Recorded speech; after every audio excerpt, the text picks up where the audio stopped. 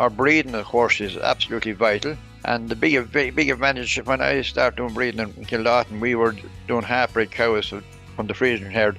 But we hadn't the data. The data we have now is phenomenal. We have the data from the ICVF, we have the suckler cow report, we have the bull terminal indexes, replacement indexes. We have all that data in front of us. Hello and welcome to the Beef Edge, the Teagasc Beef Podcast, for all your latest news, information and advice for Irish beef farmers. I'm Catherine Egan, and on this week's episode, I'm joined by John O'Connor from Kildalton Agricultural College, manager of the Suckler Beef Unit, beef skills technician and placement officer, to get an update on the farm, and Joe Day, teacher in Kildalton, to get an update on the upcoming open day.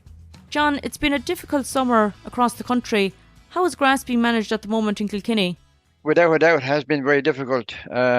We started very well in the spring. We got the cows and calves out very early, late January, and we had a fantastic month of February. Ground conditions very good, no rain, and we had about probably 34 or 5 calves out by late February. And then March came then, and it started to rain, and it got very wet for the whole month of March. And it actually put a lot of pressure on the system. We probably made a slight mistake. We should have brought some of the cows and calves back in. By not doing that, we were gone ahead of our spring planning. We probably gone into our second round of grazing a week too early. And I put us under a pressure then in the month of April. And then May came very dry. And we were very tight for grass. So we had to put the cows on silage for 2 weeks. And to slow down the grazing.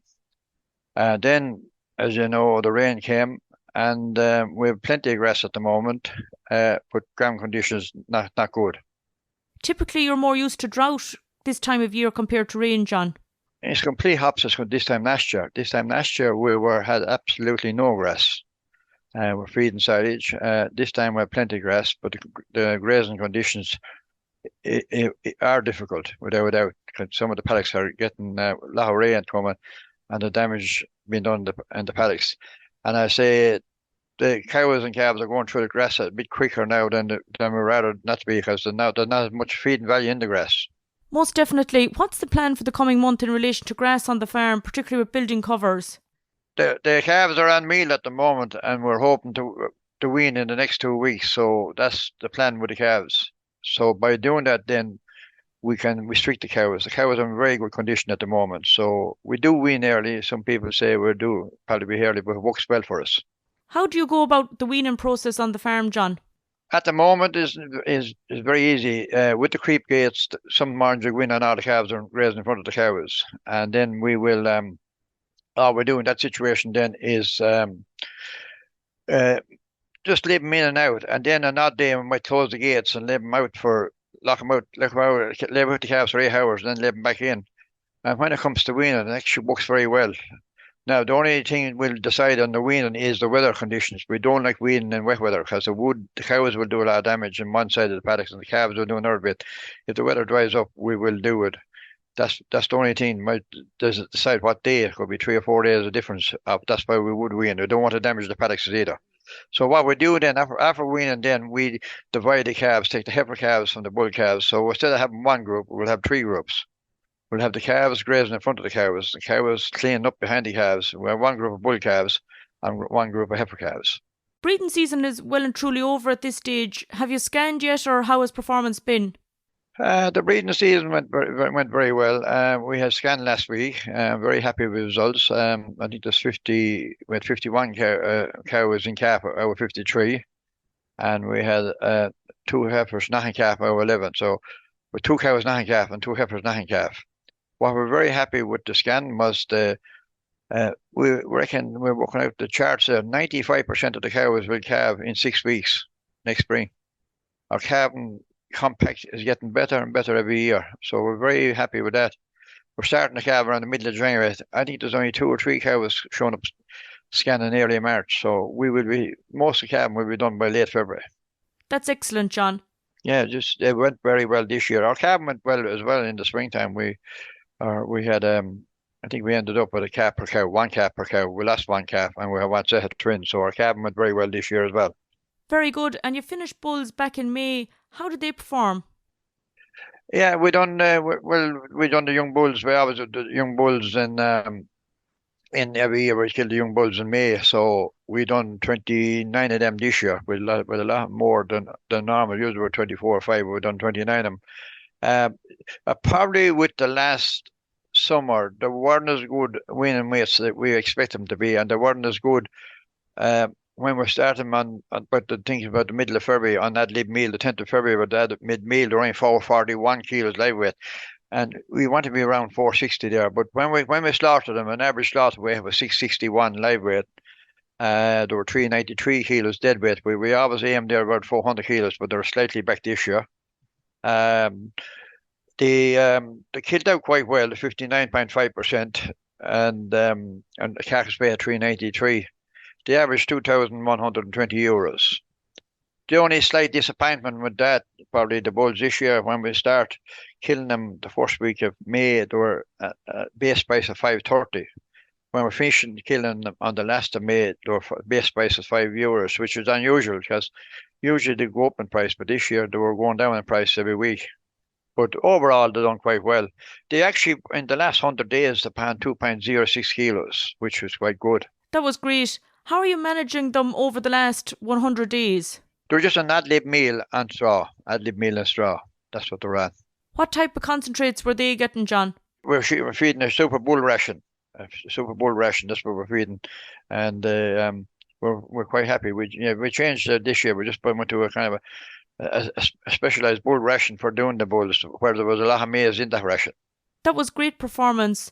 In comparison, how are this year's calves performing at the moment? The answer to your question, Catherine, if you look at them, they're a fantastic group, a very even bunch of calves, but we have no weights for them. We will have them now for the open day. We'll have them, when we wean them, we'll have the weights for them. And we'll put the weights up for skeps as well in the program. So we'll be weaning them next 2 weeks, so we'll have the weights. But if you look at them as a bunch of calves, they look as even bunch of calves we had for a long time. They look very good. A lot of listeners will have seen the cow, her heifer and bull weaning at the ploughing championships last year. How did they perform this year, John? Yeah, they're done very well. We had weights for them when we're doing them, but the heifer herself was at the plough match. We had her in a couple of times there doing practice with students. She's over 700 kilos now. She was an exceptional heifer, right? And the cow, that cow has another fantastic heifer calf this year, so she'll be kept for breeding next year. So they're doing quite well, and she had a lovely calf that heifer had. So they're all still there in the herd, yeah. And that Simmental heifer was going to calve at 24 months to the sire LM2014. Yeah, she calved a 2-year-old, yeah. So that she was smashing calf as well. So we'll have that we will have that animal probably on display for the open day. As many listeners may know, you'll be retiring in the coming month. What are the big changes that you've seen over your time in Kildalton College? Yeah, there was a lot of changes. I suppose the biggest change over all time, I suppose, look at the wood sucklers, you have to do the job very well. And suppose there's 4 or 5 things I will say that makes a profit in the unit. Number one is animal health. And the vaccination programs were brought in, so we have more healthy animals. So by having healthy animals, you have more live animals. So that animal health was a very important one. Our breeding, of course, is absolutely vital. And the big advantage when I started doing breeding in Kildaton, we were doing half-bred cows from the Frisian herd, but we hadn't the data. The data we have now is phenomenal. We have the data from the ICVF, we have the suckler cow report, we have the bull terminal indexes, replacement indexes. We have all that data in front of us. And when we're selecting heifers for breeding, selecting bulls, we had that. When I was buying a bull 20 years ago, I had no data. Actually looking at the bull. When we're picking out AI bulls, we have the data we have now. So that's a massive change. I suppose our grassland management then has improved fantastic, and that's down to doing the pasture-based grass measurement, reseeding, keeping the soil indexes right. So that's a major improvement. And I suppose the most important thing is calves per cow. Like if you have to have with the suckler game, you nearly want to have a calf per cow. Some years we had bad years. We had 1 year, the worst year we ever had was 0.83 calves per cow. Where in the last 4 or 5 years, we're doing that target. So calves per cow, calving interval, a compact calving is very important. When I remember worst we were calving, we were probably calving over 16 weeks. And we had a lot of losses as well. And the other thing is, having the data has bred it. Having the easy calving with the bulls, hard calving bulls versus easy calving bulls. But it's not all down to the easy calving bulls, it's hard calving bulls as well. It's very important the way you feed the cow. And we learned that over the years. The last few years, we have made a massive effort the way we feed the cow 5 or 6 weeks before calving and just before calving. And that has made a massive difference. When we were calving, say 20 years ago, our average birth weight was always 50 kilos or more. Now we're down to about 43 or 4, and that's down to keeping the cow. And by having a lighter calf at birth, you won't have more live calves. And they do make up the weight as they go along.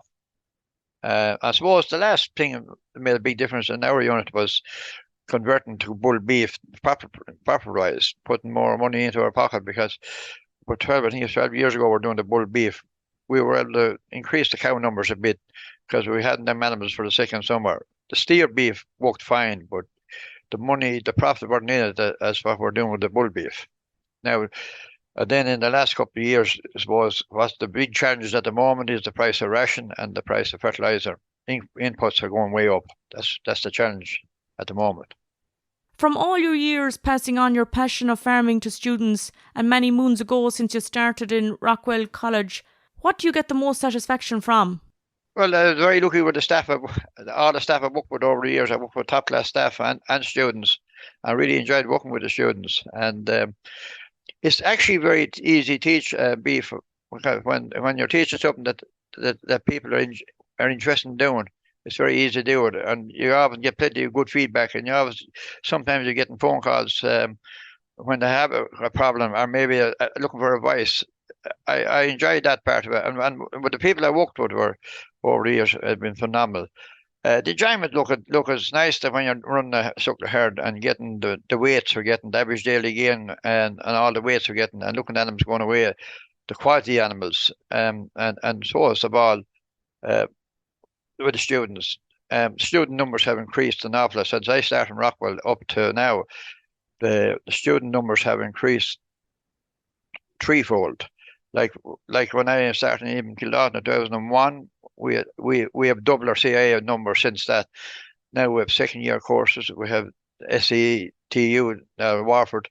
Them numbers have increased an awful lot, and there's a massive demand, and the students are lucky. They have so many options when they do the courses now. They have a lot of different options where maybe 30, 40 years ago it was just a level 5 and they live it maybe and then go back home farming. But now there's so many options. It's phenomenal for them. Thanks very much, John. And you're hosting an open day on the 8th of September. Joe, can you tell listeners about it? So on the Friday, the 8th of September at 2:30, we'll be welcoming farmers into Kildalton to look at our suckler beef herd. So it will be there'll be some stands and some demonstrations as well as some information points. So it's going to start with 3 stands in the fields coming in the avenue just by the car parks, where we're going to initially have John O'Connor and Martina Harrington, the beef specialist, outlining our production system, some of the progress made over the last 5 years in particular in terms of breeding, financial and physical performance, and a big focus there on, I suppose, increasing our breeding indices, and as John referred to earlier, calves per cow, as well as live weight gain will be the focus there. A little bit of focus as well on cow type and selection of bull. On the second stand, we'll have Jamie Cahill, a colleague in Kildalton College, and Austin Flavin, a dry stack advisor, who will be looking at the management of the grass and the soil fertility and how that has been, I suppose, how that has evolved over the last 5 years in Kildalton. So we'll be showing figures of how much we have been growing, where improvements have been made, and the result of some investment in soil fertility. And on the third stand, we're going to have a representative from Bord Bia, Terry Carroll, dry stock advisor, and myself, and we'll be looking at cost returns and market outlook. So we'll be looking at, I suppose, financial and physical performance from the Kildalton herd, both the calf to beef and the suckler herd, as well as looking ahead into the autumn for those, I suppose, crystal ball gazing in terms of winter finishing prospects, where they're at, maybe what they can afford to go as far as when buying animals for winter finishing, and just at the whole area of putting a budget together to try and aid them in that process. So that's the third stand there, cost returns and market outlook. We then will that'll take about 3/4 of an hour or so, Catherine. So we'll invite the people that are attending up into the yard at that stage, and there'll be a number of demonstrations or they can engage with people. So my colleague Declan Byrne will have one on fencing, roadways, water trucks, infrastructure on dry stock and farms. He's some very, very good displays there. And we also have colleagues from looking at buffers and margins when applying nutrients to ground, both chemical fertilizer and slurries. So we've Cathal Summers there from the ESSA programme. And we'll also have colleagues there from the Signpost programme. And we'll also have a representative from Dawn Meats there looking at the selection of animals for slaughter. So I suppose the big emphasis there on having the correct fat cover. So we'll probably be using our heifers at grass at that point, because we'll have a number of them going for slaughter from September to November. So that'll be a big focus of one of those demonstrations, the selection of live animals for slaughter. Then we'll invite them just up to into a third area where there'll be a selection of people on stands that you can approach about different topics, such as the SCEP program, wide range of stuff there in terms of energy on farms, forestry, organics, and bee. Board B will be represented in terms of quality assurance. We'll have someone from Animal Health Ireland there, as well as representatives from some of the breeding companies. And a new focus there will be on the changes in legislation in terms of the use of quads on farms. So we'll have someone there covering that off with a little bit of a demonstration and update on the how that new legislation might affect them on their farm, as well as a range of other stands. So look, there's three parts to it. The initial stands in the field will be I suppose the traditional format of I suppose sharing information. There'll be some visual and physical demonstrations as you come up through the yard, and at the top of the yard, in the new farmyard extension, we'll have individual stands where people can approach some specialists or some advisors on given areas and get more information that might be very relevant to their dry stock farm. So it's 2:30 on Friday the 8th of September. That's great, Joe, and we look forward to attending the farm walk on the 8th of September at 2:30. Thanks very much, John, for all you have done. It has been a pleasure working with you, and I wish you all the best of health and happiness on your retirement. Thank you. That's all for this week's episode, and my thanks to John and Joe for joining me on the show. You can catch up on all other shows and interviews from the Beef Edge podcast on the Teagasc website at teagasc.ie, or you can listen on Apple and Google Podcasts as well as Spotify.